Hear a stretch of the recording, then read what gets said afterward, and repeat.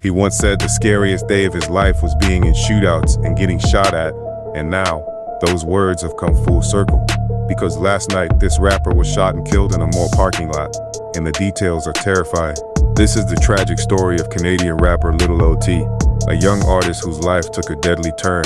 And once you hear what really happened that night, you'll understand why so many people believe this was a setup. Little O.T. wasn't always in the streets. At one point, he was an honor roll student, raised in a Muslim household, with a future that looked extremely promising. But like many young men, he slowly got pulled into a lifestyle that would eventually change everything. Because once the streets grab you, letting go becomes almost impossible. And according to people close to the situation, O.T. quickly built a reputation that earned him the nickname, the Wild Child. Not because of his size, not because of his image, but because of what he was allegedly involved in behind closed doors. On Monday night, just after 10 p.m., police were called to Burlington Center Mall in Ontario. A man had been shot inside the parking lot. That man was 24-year-old Omar Nia Mohammed, known to fans as Little O.T. Paramedics rushed him to the hospital, but sadly, he was pronounced dead shortly after.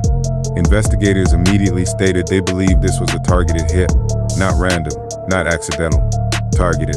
A witness nearby says he heard 3 gunshots. When he ran outside, he saw a man in dark clothing sprinting away from a white car before jumping into a waiting SUV. When the witness reached the vehicle, Little O.T. was slumped over in the driver's seat, bleeding heavily from his neck. He tried applying pressure to the wound until police arrived, but it was already too late. And this is where the story takes a very dark turn.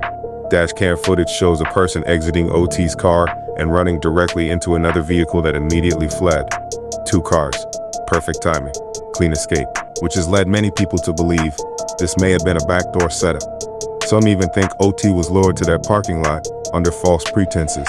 A meetup, a deal, a link. Because police say there's no evidence he ever went inside the mall. So why was he parked there? And why did the shooter seem to know exactly where he'd be? Reports say this was the 3rd attempt on O.T.'s life, which suggests something deeper was happening behind the scenes. And after his death, several rivals took to social media, mocking and disrespecting him, which only fueled speculation that this was street-related retaliation. O.T. had also faced backlash throughout his career for controversial lyrics, for his image, and for accusations that he wasn't really about that life. But one thing history continues to prove: you should never judge a book by its cover. Because sometimes the quiet ones are the most dangerous. Whether O.T. was truly in the streets or simply playing a role, the ending was very real. A young man lost his life, a family lost their son, and another tragic chapter was added to hip-hop history. Rest in peace to Little O.T.